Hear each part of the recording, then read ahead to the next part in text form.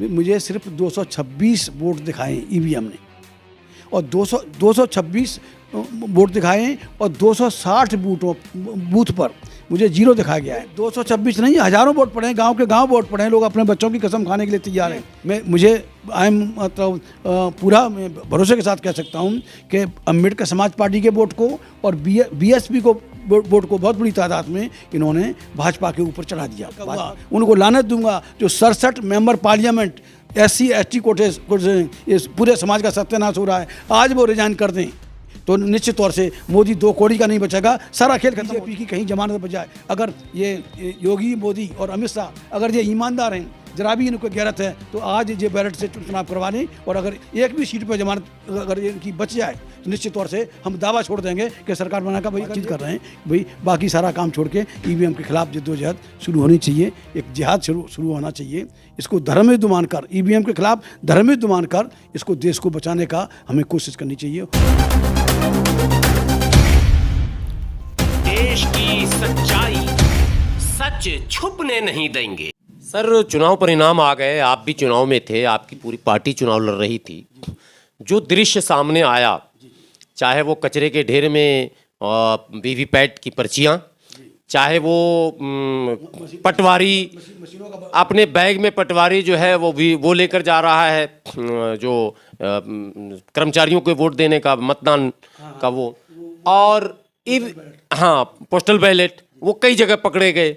और ईवीएम वाजाफ्ता इधर से उधर ले जाने की खबर आई। एक खबर और आ रही है कि जिन लोगों ने ईवीएम की गाड़ी को धरपकड़ किया या अफसरों की गाड़ी को रोका, उन सभी की गिरफ्तारी अब हो रही, सब पर मुकदमे भी डाल दिए गए हैं। तो आप इसको किस नज़र से देखेंगे, क्योंकि आप उस प्रक्रिया में पूरी तरह से मौजूद थे और आप स्वयं चुनाव भी लड़ रहे थे? देखिए भाई, आप मेरे साथ भी थे, इलेक्शन में भी मेरे साथ थे, और मैं कम से कम मतलब 8-10 सभाओं में तो आप मेरे साथ रहे ही हैं, और आपने देखा होगा कि किस तरह से दलित समाज का मुझे समर्थन मिल रहा था। जो ईवीएम जो रिजल्ट आया है, मुझे सिर्फ 226 वोट दिखाए ईवीएम ने, और 226 वोट दिखाए और 260 बूथ पर मुझे जीरो दिखाया गया है। भाई गलती तो एक आध उंगली गलती से भी दब जाती है। 226 तो एक ही बूथ पे आ जाने का था। भाई 226 नहीं, हज़ारों वोट पड़े हैं, गांव के गांव वोट पड़े हैं। लोग अपने बच्चों की कसम खाने के लिए तैयार हैं। तो मैं तो जीत के लिए लड़ रहा था, जीतने के लिए। हालांकि MLA बन के मैं कोई 30 मार का नहीं बन जाता, मेरा तो मूवमेंट है, उसको थोड़ा और मूवमेंट बन जाता, आगे का रास्ता साफ होता। इसलिए मैं पूरी ताकत से मैं इलेक्शन में उतरा हुआ था। लेकिन जिस तरह से इन्होंने EVM को मैनेज किया कि भाई 260 बूथों पर मुझे जीरो दिखा दिया, कि जो किसी भी जो इवन कॉमन सेंस रखता है उसकी भी समझ से परे है। कि भाई तेज सिंह जैसा मैं कोई आम आदमी तो नहीं था, इंडिपेंडेंट आदमी जो कभी निकल के नहीं गए, उनको देखा नहीं गया चुनाव प्रचार करते हुए, वो हज़ारों वोट उनके दिखाए गए। लेकिन भाई तेज सिंह को सिर्फ अम्बेडकरवाद पर प्रहार था। अम्बेडकरवाद कहीं, क्योंकि मायावती 1989 में उसी बिजनौर से जीती थी, और कहीं दोबारा से अम्बेडकरवाद फिर जिंदा न हो जाए इसकी बिजनौर की धरती से, तो इनकी पूरी बदमाशी थी शासन प्रशासन की, सरकार की, कि भाई तेज सिंह को इस वोट के जरिए इतना डिमोरलाइज कर दो कि ये आदमी उठ के न खड़ा हो। आप जानते हैं कि पूरे गांव का मेरे साथ समर्थन था, दलित समाज का समर्थन था, मुसलमानों का भी समर्थन था। लेकिन ऐसा नहीं था कि किसी वोट पर मुझे जीरो मिला है। जहाँ गाँव के गाँव आज भी लोग अपने बच्चों की कसम खा के कह रहे हैं कि नहीं जी, हमने गाँव के गाँव वोट दिए हैं, और कहीं BSP वालों को भी तक नहीं घुसने दिया लोगों ने, उनका अल्टरनेटिव। अच्छा, BSP को भी 52 बूथों पर जीरो दिखाया है, 1-1, 2-2, 4-4, तो और भी सैकड़ों पे दिखाए हैं। जहाँ BSP को जीरो था, तो उसका अल्टरनेटिव तो ASP था, अम्बेडकर समाज पार्टी थी। तो वो वोट किसको मिलना चाहिए था? इनको। तो मुझे मतलब पूरा भरोसे के साथ कह सकता हूँ कि अम्बेडकर समाज पार्टी के वोट को और BSP को वोट को बहुत बड़ी तादाद में इन्होंने भाजपा के ऊपर चढ़ा दिया। भाजपा के कैंडिडेट पर उन्होंने, वोट तो उतने ही रहेंगे और उन्हीं वोटों में अदला बदली कर सकते हैं। तो अम्बेडकर समाज पार्टी के वोटों को और बहुजन समाज पार्टी के जो वोट थे, वो तो मायावती का खुला ऐलान था कि हम अखिलेश को हराने के लिए BJP को भी वोट करवा सकते हैं। समाज कह रहा था सर कि नहीं, ऐसा हम करेंगे नहीं, भाजपा को नहीं देंगे। देखिए, मैंने हर जगह हर सभा में मैंने एक सवाल किया दलितों से कि भाई अगर खुदा न खास्ता बीजेपी को 10-20 सीटें कम पड़ जाएं और 10-20 सीटें मायावती की पार्टी जीत के आ जाए तो मायावती किसके साथ खड़ी होगी? तो हर सभा में पूरे दलितों ने एक आवाज़ में कहा था कि मायावती बीजेपी के साथ खड़ी होगी। तो किसी भी दलित का बीजेपी को वोट देने का सवाल ही पैदा नहीं होता। मैं बिल्कुल आज ये अगर 56 इंच का सीना आज मर्द का बच्चा बनता है, मुझे मर्द का बच्चा है तो बैलेट पे वोट करवा के दिखा ले, अगर कहीं जमानत भी बीजेपी की बच्चा है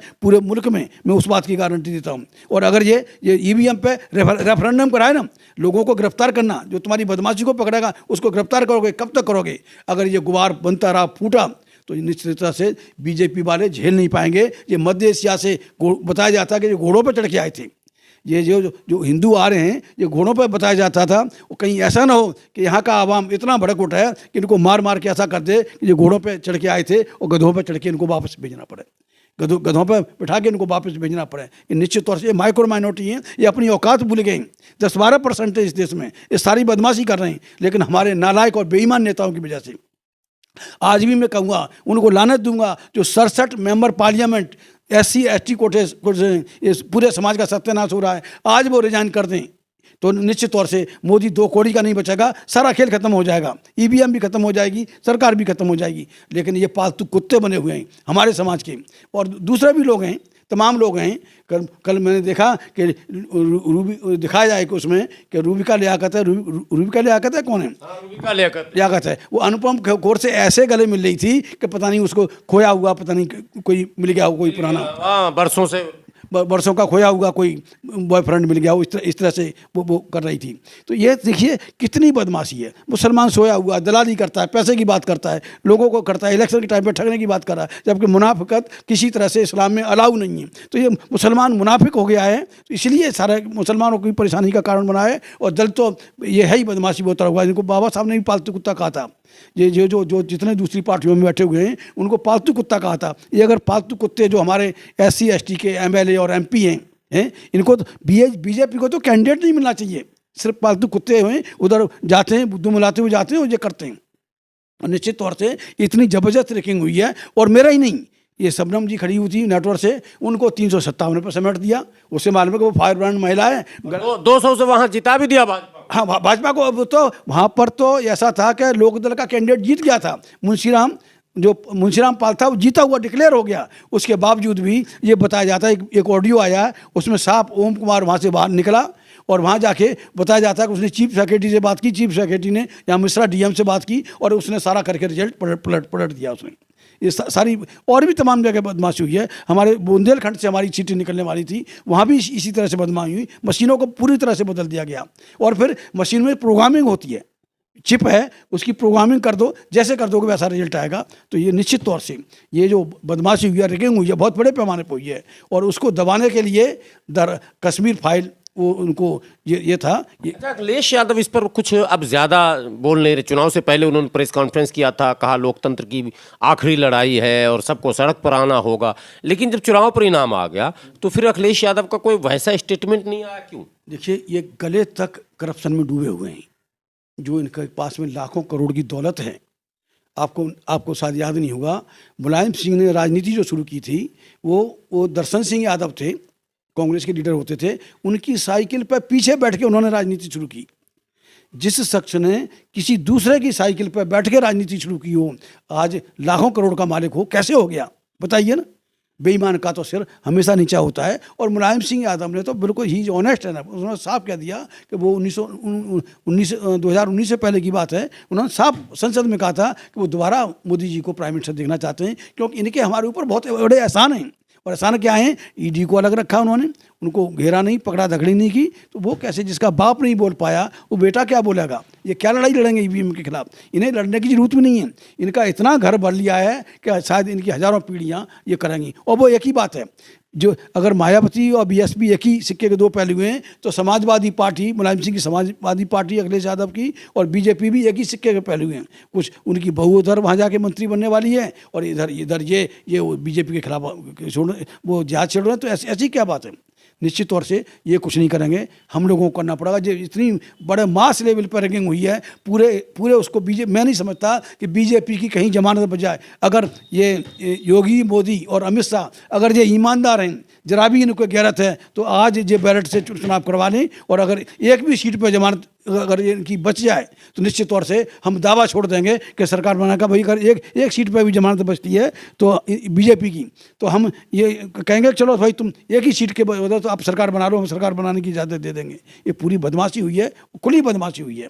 इलेक्शन कमीशन में सारे करप्ट लोग जो बैठे हुए हैं सारे करप्ट हैं, वो क्या उठेंगे? करप्ट लोगों से तो सारा पीएमओ भरा हुआ है? लड़ाई तो बड़ी है, चुनौती। जब ये सारे लोग उठेंगे नहीं तो जो लोग भी लड़ना चाहते हैं उनको तो बड़ा रोड मैप बनाना होगा। देखिए परिणाम जो भी हो, अब तो करो या मरो वाली बात ईवीएम के खिलाफ छिड़नी पड़ेगी। करो या मरो के अलावा और कोई रास्ता नहीं होगा। वैसे भी मरना तो एक दिन है ही सबको, है? इनके हाथों से मर जाएंगे, क्या फर्क पड़ता है? 4 दिन पहले मर जाएंगे अगर कोई ऐसी बात है। वैसे तो किसी की औकात नहीं है एक भी दिन को आगे पीछे, जो अल्लाह ने जो वक्त मुकर्रर कर रखा है उससे आगे पीछे कोई नहीं कर सकता। अगर ऐसा होता भी है तो हम उसको सहर्ष स्वीकार करेंगे, लेकिन करो या मरो की लड़ाई के साथ हम ईवीएम के खिलाफ बहुत बड़ा आंदोलन छेड़ने जा रहे हैं। हम अभी लोगों से मिल रहे हैं, लोगों से बातचीत कर रहे हैं कि भाई बाकी सारा काम छोड़ के ईवीएम के खिलाफ जद्दोजहद शुरू होनी चाहिए, एक जिहाद शुरू होना चाहिए। इसको धर्म युद्ध मानकर, ईवीएम के खिलाफ धर्म युद्ध मानकर इसको देश को बचाने का हमें कोशिश करनी चाहिए, और ये कोशिश भाई तेज सिंह करेगा, अम्बेडकर समाज पार्टी करेगी।